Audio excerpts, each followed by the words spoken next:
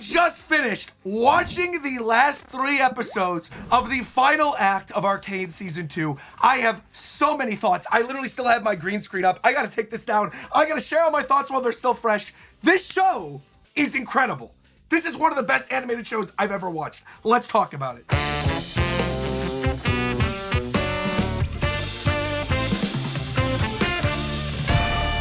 Okay, where do I even begin? Because there is so much to discuss here in terms of the arcs of the characters, where everybody ended up, my favorite moments, the episodes that really stuck out to me. I will say this right away.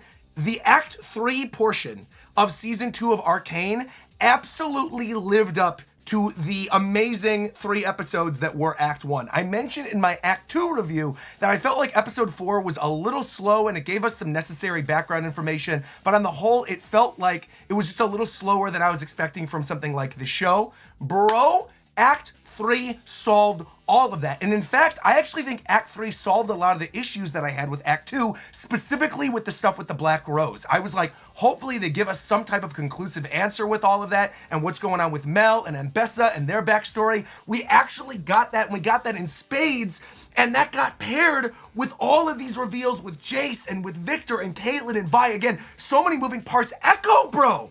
And let's start there, because Ekko was the main character in Episode 7, which was the first episode of Act 3. Let's start with Ekko. Bro, Ekko is the MVP of Arcane. Ekko, I was saying in my Act 2 review, I was like, I felt like they were sleeping on Ekko during those episodes. I feel like they weren't giving him enough. I was really interested in what happened with him. Him and Heimerdinger, they went off in their own little escapade, and I was like, I gotta get some information. How are they gonna wrap this up in 3 episodes?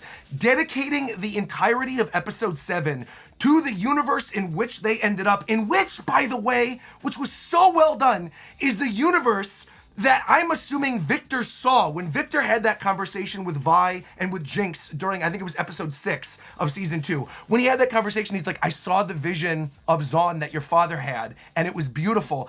I feel like that was the universe that he saw where Ekko and Heimerdinger ended up. The fact that Heimerdinger was there for 3 years waiting for Ekko to show up, and then all of the character stuff there with Ekko seeing Powder, right? She wasn't Jinx because it's like the good ending for her. And then at the dance, and then, oh my gosh, dude, all of that entire sequence, them kissing, him being like, we act like it was the first time, implying that the Ekko of that universe has been with Jinx, that the two of them have been an item for a while. Oh my God, it was so good. And again, the music that played throughout that entire sequence, I'm getting teary-eyed even thinking about some of the stuff in Episode 7. And Heimerdinger, dude, Heimerdinger, I gotta ask a question to those of you out there that are more in tune with League, because again, I mentioned in my other 2 review videos, I do not play League of Legends. The entirety of my knowledge of these characters is based on the show Arcane, and also based on the cinematics that I watched from League of Legends a couple years ago, right? Like the major cinematics. I think I did a video from like 2013 to 2022.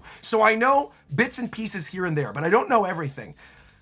Heimerdinger obviously jumped out of the Hextech thing before Ekko went back to his regular universe in order to make sure that Ekko ended up where he's supposed to end up, right? But what happened to Heimerdinger? Did he just get vaporized? Or did he end up in another universe? I'm very confused about that. I feel like he's a Yordle. He'll probably be okay. He's also like a cute little mascot character. The one thing I will say, and I mentioned this during my reaction to Episode 7 as well, the one thing that I did not absolutely positively love about Episode 7 was the little Heimerdinger banjo song. I felt like it did not match with what we were seeing on screen, with all the stuff that happened with Vi's sacrifice in that universe, and Powder and Ekko paired with Jace walking through this apocalyptic nightmare version of Piltover. I was like, these simply do not go together. So that one aspect of things, I was like, this could have been done a little better. But beyond that one thing, other than that one thing with the banjo song, I felt like the rest of Episode 7 was absolutely, positively amazing. The way they handled, with the brief time that we spent with those characters, building up the relationship between Ekko and Powder, seeing what Powder's been through in this world, having lost Vi, seeing the characters that died in our universe actually like fulfilling their lives and being where they're supposed to be, seeing Silco in that universe, having gotten the letter from Vander, just like what they talked about back in episode 5 where they found the hideout, and it's like Ekko has that moment where it's like, didn't you guys try to kill each other? And Silco's like, look, we came together eventually for the greater good. Oh my gosh. That episode was just amazing, and I love too, because again, the core of the show is obviously Jinx. She's like one of the main centerpieces of this entire show. Having her folded into the fray, having created the Z-Drive time loop thing with Ekko, and then the way that sequence was handled where Ekko like figures out how to use it for the first time and finds out that it can only last 4 seconds, and you see that bit where Heimerdinger, he just explodes and then he goes back to 4 seconds, and Heimerdinger's like, how do you know that the limit's only 4 seconds? Ekko's like, just trust me, I know you don't want to know.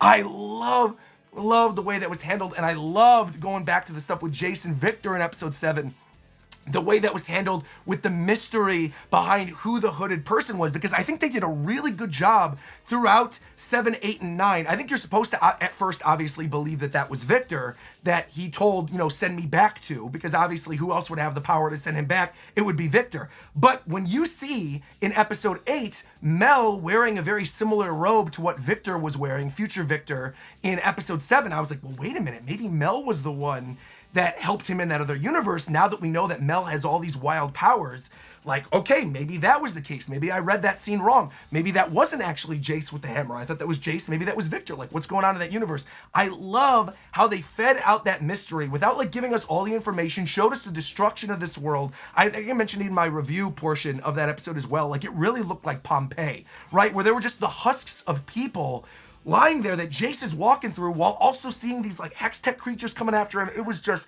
so insanely good. And even in that apocalyptic version of Piltover, the animation was absolutely stunning. And the music choices, other than the banjo song, the rest of the music in episode 7, I thought was really good. And I think Obi agrees with me. You could hear him barking in the background. Absolutely, positively loved it. Now, moving on to episode 8, okay? Because I feel like, again, there's a lot of minute things I could talk about with episode 7, but I think this is going to tie into my overall thoughts with episode 8. Moving into episode 8, the killing is a cycle thing, and all the lead up to the war with episode 9. Dude, the way that Mel's story played out, and her having that conversation with who I've been told is LeBlanc, who I guess is a character within League of Legends who I was not familiar with, but then you notice that she's got like the lines in her eyes the same way that LeBlanc does, and I guess that character is involved with the Black Rose in the games, but then getting the confirmation that the child inside of Ambessa that you see in the Blood, Sweat, and Tears trailer is indeed Mel, right? And that was a secret because she has this like crazy Black Rose Noxian power, which I'm assuming we're going to find out about in a future show. My guess, if I had to guess right now, my guess is that Noxian stuff is going to be the next show. And my assumption is that Mel is for sure going to be involved at some capacity because of where her story ends up. And I also think Jinx is going to be involved in some way too. We'll get to that in episode 9. I'm jumping a little bit ahead of myself. But again, I thought the way that Mel's power-up was handled was incredible. I love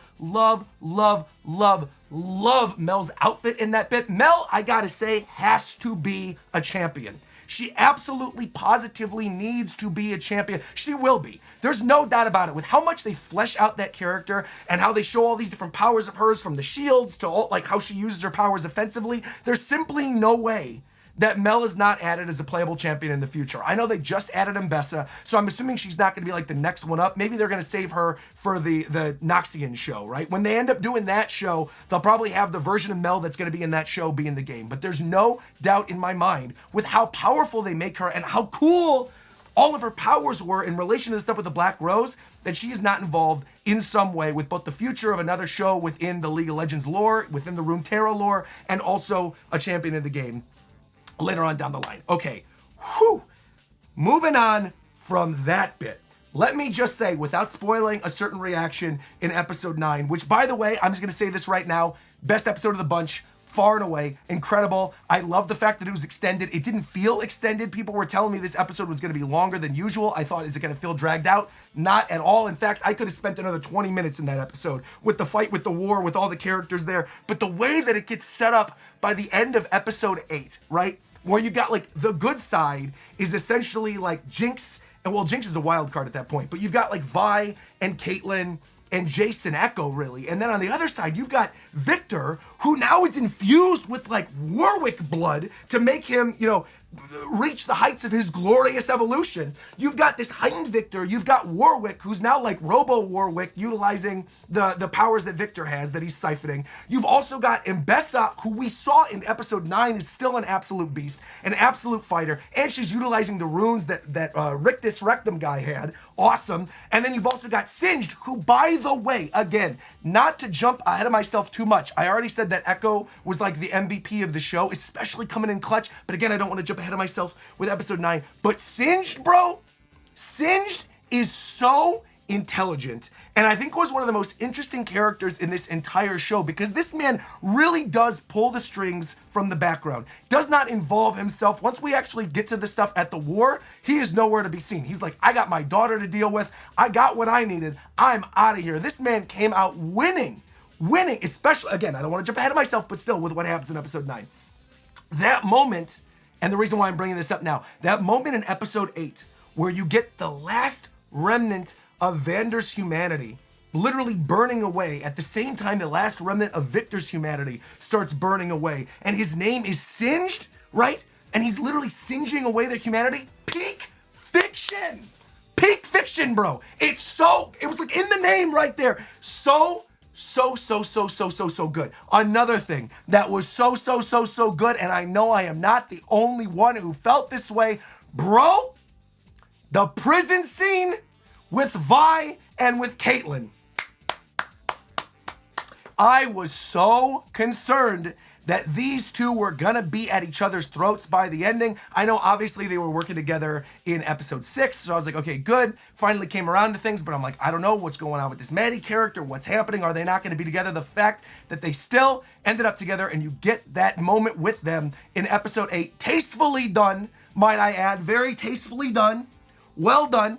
Getting those two characters together, it just made me very happy as somebody who I'm not a shipper, right? I'm a 34-year-old man. I'm not sitting over here shipping characters, usually. But when I was sitting over here watching the show, I'm like, Caitlyn and Vi gotta end up together. They just have to. They have to end up together. And you get that sequence with Jinx talking to like her vision of Silco, and then paired with Vi going to let her out only to have Jinx escape. So well done. That entire sequence was well done. And also that moment, right, where they're preparing for war, and then you get Caitlyn coming to the cell with Vi, assuming she was gonna be there. And then Vi's like, what are you doing? And they start undressing each other, and she's like, look, all the guards are up there. They're all doing their own thing. No one's gonna come bother us down here. I thought that bit was so good. The fact that they managed to like actually imbue humor amidst all of this, right? Like the sequences in these 3 episodes were incredibly dark, and people were dying left and right all over the place. People were getting vaporized. People were getting shot in the head. People were getting brutally attacked. Like the fact that they managed to fit in a little bit of humor and a little bit of romance, and pairing it with all of the action and the way that the story was actually paced out, incredible. That whole sequence was great from beginning to end in the prison. I also, like I said, I brought up the stuff with Singed and with Warwick and the stuff with Victor. I also just love the way that they handled Victor talking through the people that he's cured bodies, right? Where you have like the corpses all lying around in those really creepy sequences where Mbessa and Singed are, trying to imbue Victor with Warwick's blood. You get those moments where all the corpses of all the people in the commune all rise up and talk at the same time with one voice as Victor. So incredibly creepy. And again, bringing things back to Victor and seeing the stuff with Jace, I really did not know at the end of episode 5 and the end of episode 6 where he shoots Victor, I didn't know where Jace's head was at, right? I really thought, what the heck could he have lived through? What could he have seen that makes him do this to Victor? And I think the way that they spread out those reveals, right, where obviously you see it's like this post-apocalyptic version of Piltover where everything went wrong with the Hex Tech, but the way that you actually watch him suffer, the way you actually watch Jace get corrupted, and how that's paired with the stuff with Ekko, literally like working with an uncorrupted Jinx, I thought was also thematically really well done. But again, watching Jace like fending for his life in this cavern, I don't even know what he was doing with the stalagmite, stalactite things. He's drinking the hextech off of that and like corrupting himself and eating these frogs while he's marking down the days to try to figure out how to get back. So well done. And you could easily see how he starts to lose his marbles a little bit when we end up seeing him in episode 5, because he's then experienced all of that. I don't think they gave an exact time for how long he was actually there in that like prison cave thing when he fell down that cliff. But I mean, he was obviously there a long time. And again, you could see him physically being corrupted. So I thought that was handled really well as well. Again, all the stuff with Ambessa I thought was handled really well. I'll talk about it a little bit more after we get to episode 9, but I think her theming and her motivation and that moment where right before the war, right, where you have Mel go talk with Ambessa and she's like, did you lie to me about my brother? And like, is he actually dead? Did you kill him? And she's like, no, I didn't kill him. But then Mel's like, well, you didn't save him though from the Black Rose. And Ambessa's like, look, you have no idea what it's like to be in my position, right? Like, you've never been in the position in which you have to choose one child over another. And then that made me think back to the stuff with the Blood, Sweat, and Tears trailer that we watched for Ambessa when she got added as a champion, right? And you see like the baby in her womb. Now we know that baby was Mel, right? And that this power from the Black Rose or the Noxians, this deal that she made with them for power and pride, right, ultimately became her downfall, with Mel, you know, being half of the reason as to why she ends up dying, though technically, you know, she doesn't like want for her to be tortured in episode 9 or whatever, but that's a big reason for her downfall moving into episode 9. All right, I keep talking about episode 9. I keep wanting to hold it off. I can't not talk about episode 9 any longer. Episode 9 is one of the best episodes of any show I've ever watched, albeit action, animated, whatever, period. The pacing in episode 9 was so well done. The animation, the music, everything I've already discussed in all my other previous Arcane reviews was right at the forefront in episode 9. Obviously, it was present in 7 and 8 too. But in 9, it was all there. And again, the pacing was so good. The action was flowing at a steady pace. But right from that very first moment before the credits roll in episode 9, where you see Jinx having given up hope that she's ever going to become a good person, despite the fact that we just saw in episode 7 what her life could have been like with Ekko and that good version of Zaun that Victor saw for the dream that Vander had, right? Incredible. Opens up with Jinx about to kill herself, and she's got the grenade, and when you get that reveal, right when she pulls it, that like, oh, here's where Ekko is, and time rewinds 4 seconds, and then he keeps trying to talk to her, and she keeps blowing herself up, and then he finally gets through to her. When I tell you, I popped off for that moment. I'm telling you guys, if you are not already watching my reactions, if you didn't watch my reactions live over on Twitch and I was doing them live, if you have the ability to do so, I would say become a member here on the YouTube channel or go be a tier 2 over on Twitch and go watch the reactions, because I was absolutely losing it at multiple occasions throughout this episode. That was one moment though where I absolutely lost it. Another moment where I absolutely lost it, I have to probably splice in this reaction right here. Because I went crazy. Here you go. Maddie, you dumb! You need to die. Maddie's gotta go. She's gotta go. I want to say things I'm not allowed to say on Twitch. What? Stop. Stop. What? What? Mel! Oh, good! Good! You got what you deserve, you stupid idiot. Oh, good! Good! Bleed out, you... Yes, good! That nasty whore Maddie. To say in those last moments, I did appreciate your warmth. And I love that Mel was just like, bitch. Shield, boom, boom, boom, boom, boom, right to the face. I can't believe that. I can't believe that. I have never wanted a character to die more than Maddie. When Maddie sells out Caitlyn in that fight to Ambessa, where she throws the gas and then you see the other person walking up and then slamming Caitlyn in the face only to see that it was actually Maddie. And Maddie really thinks she was doing something. When Maddie said in that moment where she was like, I really was happy how warm you kept me, or whatever bullshit came out of her mouth, when she shoots down at Caitlyn and you see the Mel shield around her and it ricochets, go watch the sequence, it's so good. It ricochets off of Caitlyn onto the green room that Ambessa has on her arm into the back of her head. Bro, I have never wanted a character to die more. It was so funny. Like, clearly, obviously, Maddie was thrown in there to throw a wrench into stuff with Caitlyn and Vi. And Vi even says in that moment in episode 8, she's like, I don't care that you slept with somebody else. Like, who cares? I love you. Who cares? But for that to happen in the way that it did, I don't know. I didn't expect them to have Maddie have a villainous turn and for it to last as short as it did. It was just so good. That whole fight is just incredible. That entire war sequence was unreal. From the moment that Jinx pulls up in the airship, right, and then Warwick jumping out of the airship and Ekko's there with the 4-second timer, making sure everything's okay before they crash land into the giant council building, Vi being there with the gauntlets holding him off, all of the stuff where like you see this weird monster that was created using Warwick and Victor's blood and all the Hextech stuff that's actually carrying the Victor cocoon and then the cocoon breaking and being like, where is Victor? And that cutting perfectly into the scene with Jace trying to shut everything down, and you get this like heightened glorious evolution version of Victor, which by the way, I do not play League, right?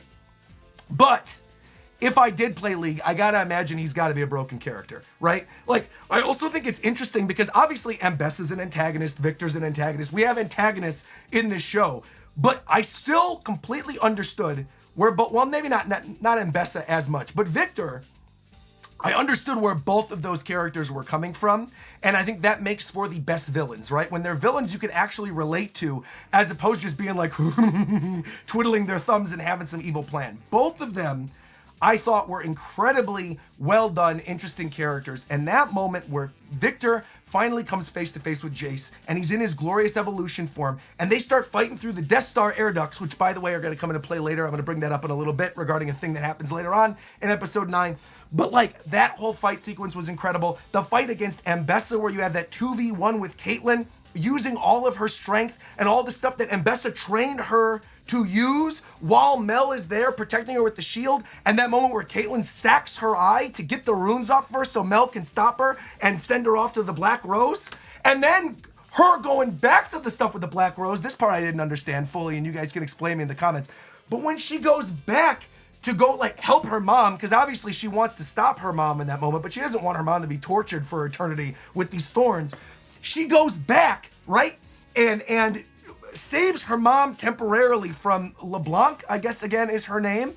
But does she kill LeBlanc? Like, what exactly is happening there? That was kind of confusing. I didn't know where exactly that ended, beyond the fact that obviously Mbessa at the end of all of it died. But that final moment, because Mbessa has that conversation with Mel back in episode 8, which is something I meant to bring up earlier. When Mbessa and Mel have that conversation, and Mbessa says to Mel, look, you're not ready to take over. You're not a wolf, right? And you have that moment at the ending where Mbessa has literally seen what her daughter has become and how strong she is. And she says, you're a wolf. She's ready. It's like, and then you get that moment at the end of the episode where Mel is sitting in Mbessa's old room with all the war-torn stuff behind her and the red velvety like blanket there. It's so freaking good. It was so well done. The evolution of Mel into this like this awesome warlord kind of character with the Black Rose powers. I can't wait to see where that's going to go with the lore, and like I said, it's probably going to get fleshed out in a future show. Okay, in addition to all that other stuff, then again, that fight that we have, the anti-gravity fight with Jinx and with Vi and with Warwick, and you get that moment where Jace and Victor zoom on by while they're still fighting. Vi is using her gauntlets to like zoom her way through the sky. Jinx is shooting off her abilities. Warwick, at that point, obviously Vander's not even in there anymore, but they don't know that. They're trying to also help their dad while at the same time trying to stop him. It was just so good. And then, of course, the final two, the last two big battles at the end of all of it, you get Victor and Jace face to face, coming to terms with each other in that Hextech realm, seeing finally the thing that I mentioned earlier, right? That the person in the apocalyptic version of Piltover was none other than a future version of Victor, and Victor saying, Jace, in all the timelines, you're the only one that can actually stop me because you're the only one who could send the message back to me that I was wrong. And you get that great moment with all the runes dropping and stuff, and then Jace actually seeing for the first time all of the stuff that Victor saw, and Jace standing by his side like, Jace, the roller coaster of emotion I went on with you as a character. The peaks and the valleys, wondering from like, oh, I like you, to what the heck are you doing, to then at the very ending. So well done. So unbelievably well done. And then him finally taking the rune out and being like, we're going to do this together. Incredible. The animation in that sequence and the music in that sequence, the use of 2D, so good, where you've got like the arrows of the souls of the people and they're turning from like yellow to gold and they're all swirling throughout the stars. gorgeous, absolutely gorgeous. Again, you can see the money on screen with the animation in this show. And again, it never feels like it's too much. I think that's the other thing with a show like this. It's obviously indulgent, right? Again, you are literally seeing the budget on the screen. Everything is beautiful, but it matches the themes of those moments perfectly, and it's never taking away from the core story that's at hand. I never once was like taken out of a really emotional moment because of the animation, other than one moment that I'm about to bring up. But it wasn't even that I was taken out of the moment. It was just that when I was watching it, I'm like, oh, this just means that this character's not actually dead. I'm gonna bring it up in a little bit. But again, animation, absolutely positively gorgeous. Okay, let me bring up that moment. I'm gonna stop teasing things. That moment, that final moment, when all is said and done. Oh no, wait, before I get to that, wait a minute. I just thought about this because it's so good. I have to talk about this. Wait a minute. Not that final moment with Caitlyn and Vi after everything is said and done and Victor and Jace become boyfriends in the cosmos and vaporize themselves off somewhere. Not what I'm talking about. Bro, once again, Ekko is the MVP of this show. That sequence in which Victor is taking over everybody, Savika and Caitlyn and Mel even, and all these other characters, and you see him connecting his umbilical cords, Death Stranding style on all of them, and then the one character standing in his way is my guy, Ekko, and he's zooming through with his time loop powers, pulling back the clock to 4 seconds, stopping these robots, making sure it gets through them. That sequence was insane. Absolutely insane. And again, like, I was worried, and I brought this up in my Act 2 review, that they weren't going to give Ekko enough to do. And I feel like they finally gave me what I wanted with the second season with Ekko. It almost feels like they knew this was going to be the case, and he was going to be one of the last ones standing, and he was going to be so important at the ending of all of this. And so they used him sparingly, knowing that the moments that you would actually see him would be critically important to the plot and the show. They knew when to use him, and they used him well. This makes me want to go boot up 2XKO. I want to go main Ekko now at this point. Ekko, he was so sick. That whole sequence where he's zooming around on the board and trying to stop Victor, and then finally, when he overclocks his Z-Drive Time Force time loop thing, and he goes back all the way, and he throws the thing at Victor, and Victor comes to that realization with the Hex Tech, right, of like, oh my God, this shouldn't be possible, and that's what gets through to him. So good. He came in overtime and made the play of the game. Ekko's the best. All right, here we go. This is the moment I was going to talk about in terms of a character that I knew was going to live based on the way the animation was handled. Okay, episode 6, Isha's death. You get that amazing watercolor half sketch sequence, right, in which she sacrifices herself against Warwick and does the little pow and then shoots up at him, right? That whole sequence, incredibly beautiful, incredibly well done, solidified for me as I was watching it due to the amount of time that was spent on it. Oh, this character's a goner, right? The Jinx death in this episode, where Jinx is holding on to Vi. Vi is trying to save Warwick, but obviously, again, Vander's not in there anymore. He was singed away back in episode 8. She's trying to save Warwick. Jinx jumps down, zooms over. Warwick's holding on to Jinx. Jinx is holding on to Vi. You get that standard trope that you see in so many movies where it's like, just let go, it's all gonna be okay. You get that moment, Jinx falls down, and you get the giant explosion. She hugs Warwick one last time, and you see the explosion, and Vi's crying, and she slammed her gauntlets down. Right. From that moment, and you can go back and watch my live reaction, I was like, there is simply no way Jinx is dead. 0% chance, no way. There's some type of out, there's no way that Jinx is dead. I've seen people in my live chat still trying to convince me that Jinx is dead. Bro, Jinx is not dead. In the end of the episode, you literally see Caitlyn sitting there in the apartment she's sharing with Vi, looking at the blueprints of the council building and seeing the air ducts in which a character could escape through, and she literally sits and smiles and realizes, Jinx made it out okay. Of course she did, because of course she did. She's zooming around with like lightning bolt powers. Of course she did. Also, the very last shot of the final episode, you see the airship going off somewhere else. I'm assuming Noxus. Who do you think is going to be on that airship? It's going to be Jinx. She escaped. I even said this when I was watching the episode. I was like, you don't see the ship. It's a different airship at this point, but you didn't see like the hot air balloon that they crashed into the council building. You didn't see it anymore at the ending. So my assumption was Jinx escaped in that thing, and then she ended up making it out at the ending. But then You get that line from Vi about like, you're never gonna lose me, Caitlyn. I'm the dirt under your fingernails, all this other stuff. You can't scrub me away. Great, beautiful moment, great final OTP moment for the two of them. But then it cuts to the airship escaping, and then the screen flickers using Jinx's graffiti and says the end. Come on, like obviously she lived. There's 0% chance that the Isha death was treated with more respect than a Jinx death would be treated. Simply no way. It would have been telegraphed way more had Jinx actually died. So I don't want people saying, oh, I can't believe they brought Jinx back. That's so BS. When it's like, and you know me, if you watch my channel, if you're familiar with my One Piece content, you're familiar with my reviews, you know me, I hate a fake out death. More than anything else, I hate a fake out death. But I think the way Arcane handled death in this show and the characters that did end up coming back, it was always telegraphed in the story where I in my brain went, oh, okay, this is the thing. Obviously, this is the thing that brings them back. So don't come crying to me when they make the Noxus show and Jinx is part of it and people are like, that's so BS, Jinx died. And it would have been such a good ending for her. No, it wouldn't have. If that would have been the ending for, if Jinx would have died in that moment and that's how she went out with the, albeit it was a good moment with her hugging Warwick, but that was it? After everything, simply no way. Even with the little moment with Ekko sitting on the same little plateau that he was sitting on with Powder after the dance in episode 7, where he, lights the little thing and, her little Vivre card, I don't know what else to call it, it's a Vivre card from One Piece. He lights the little Vivre card and it goes away, right? Great moment. But again, it would have been treated differently had she actually died.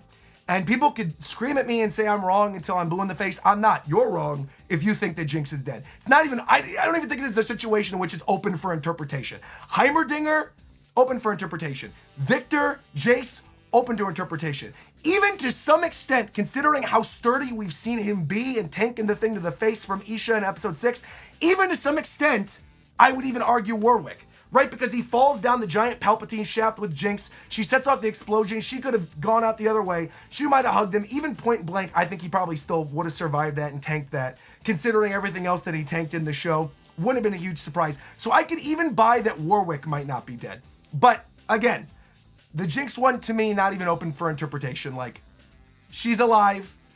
Deal with it. She's going to be back in future shows. And again, like, while the core of the show, I would argue, after watching this episode, is actually Victor and Jace, in terms of like the repercussions for the world at large, the heart of the show, right? The core of the show, no pun intended, is Victor and Jace, who studied the Hextech core. But the heart of the show is Caitlyn, Vi, and Jinx. And even to some extent, I don't even think Caitlyn really should be included in that. Caitlyn is kind of like attached to Vi. It's Jinx and Vi and Vander and their story from Zaun and Piltover and bringing the people together. And that moment too, I didn't even mention that, dude, because again, there's just so much good stuff that happened in the show. That moment where you get the people of Zaun working with the people of Piltover for the first time, and it cuts to brilliantly while they're in the war room, cuts to that moment where they're already mise-en-scene within the war, and Vi sees the soldier that's brought over, and the soldier was actually one of Jinx's followers from the Undercity. So well done. And that moment of realization, like, oh, the people actually are finally working together, so unbelievably good. So, okay, the last thing I gotta say though, of course I gotta bring this up. Bro, I mentioned Ekko being an MVP for the show, right? I even think to some extent Jace was an MVP by the end of it. But the other major MVP is Singed, bro. This man, right, brings his daughter back to life as a robot ballerina who apparently is a champion within the games. Brings her back to life successfully. Pulls off all of his experiments successfully. Sees to fruition what happens when you create that glorious evolution and has no part of it. Doesn't involve himself in the war, stays behind, isn't there on the sidelines with Mbessa, isn't there with Warwick. He's chilling.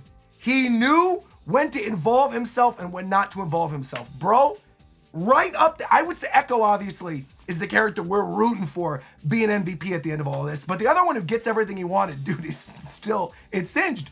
He brings his daughter back, finds out the secret to immortality, makes his way through all of his experiments, now has no one he has to be beholden to because Mbessa's dead. Well, unless he's gonna go work with Mel, maybe that'll happen. I don't know. Maybe he works with Mel and him and his daughter go work with Mel because he's indebted to her family or something like that. I don't know, maybe. Insane, dude. This show is just so good. And again, I said it right after I was done with my reaction to these final few episodes. This is one of the best animated shows ever made, period, full stop. I think there are arguments to be made that it feels a little rushed in Act 2 compared to Act 1, and I think that is an absolutely fair criticism for the show, that things maybe sometimes get a little too frantic and a little too rushed, and sometimes they spend a little too much time with certain of the characters they don't need to spend time with. But really, my main issue with the few moments that I didn't like in Act 2, which on the whole I loved, right? I think we're pretty much resolved in Act 3. We got the resolution for the stuff with the Black Rose. We got lots of stuff with Ekko. We saw where Singed Experiments lied. We saw a good conclusion for Caitlyn and Vi. We got everything we could have possibly wanted. I am so unbelievably happy. I cannot even imagine how people who play League, who are familiar with these characters, who've lived with these characters for years, must feel having watched this show. This was so incredibly well done. I cannot wait to see what they are going to do next. I will be there day one. I will be doing videos and talking about it whenever they end up making another show. I am here for it. I might even, and this is also going to transition to a little thing I want to say. I might even play League once. I might even do it. I've never played League. I might do it. I might actually sit down and do a live stream of League of Legends. If you want me to play League of Legends, let me know down in the comments below. I might do a live stream. I also want to take this opportunity to say thank you to all of the new subscribers that have been coming through the Arcane content. I looked in the back end analytics after my first act review and my second act review, and I've gotten so many new subscribers, and I've seen so many of you commenting on my other videos being like, this is so cool. He reacted to Hunter x Hunter. I love One Piece. I love Nintendo. This is so cool. This guy likes the same stuff as me. Thank you so much for taking a chance on me, for subscribing to me. I will be doing more League of Legends adjacent content for sure. Again, maybe can't guarantee that I'll play the game, but I'm more inclined to now than I ever have been before. And we're closing in now on 400,000 subscribers, which is just absurd. Absolutely absurd. Many of you who just started watching me probably don't even know this.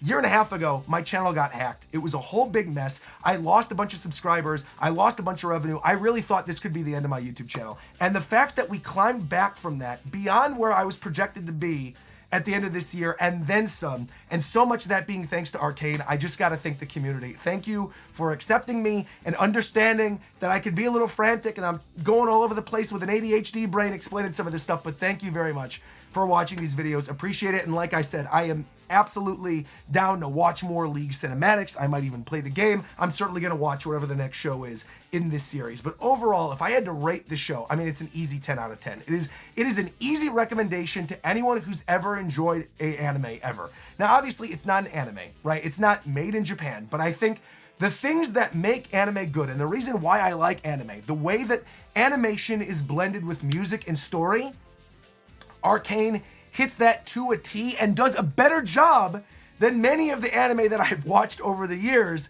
that also are like emotional, thought-provoking, beautifully animated shows. And again, not every anime has the budget that Arcane does. Obviously, I don't think very few of them do. I think like one episode of Arcane is like the same budget as something like Jujutsu Kaisen's whole season. But still in all, it's just an incredible show. And I would say, so long as you can get over the franticness and the lore of League of Legends itself, like I wouldn't recommend this to like my parents. I wouldn't recommend this to someone who's had no experience with like animated dramas or anime in the past. But if you know anybody that likes that type of stuff, this is like an easy recommend. Easily bingeable, never outstays its welcome. I would have happily enjoyed another 2-3 seasons of this show. And I know originally that was what they wanted, which is why this one potentially could have felt a little rushed. But man, dude, perfection. I think the beautiful thing about it only being 2 seasons, I can actually rewatch this. A lot of the time I watch through things that I absolutely adore. Hunter x Hunter being a great example, right? That show's got like 100+ episodes. Absolutely love it. But it's very difficult for me to go back and watch through a 100-episode show again. This is only like what, total like 20-something episodes? Easy binge. I can go back and enjoy it at my own pace, relive all these moments again. Again, Mel is going to be a champion in a future league. I'm telling you, she's going to be the next league champion. Maybe not the next, but she's coming. Mel's coming. Be prepared for it. And again, I'm ready for whatever the next show is going to be. I've droned on long enough. The show is amazing. If you haven't already watched it and you watched this whole video, in the words of Reggie Fils-Aimé, former president of Nintendo, what is wrong with you? Go watch Arcane. Like, comment, subscribe, and until next time, I'll talk to you guys later. Nakama!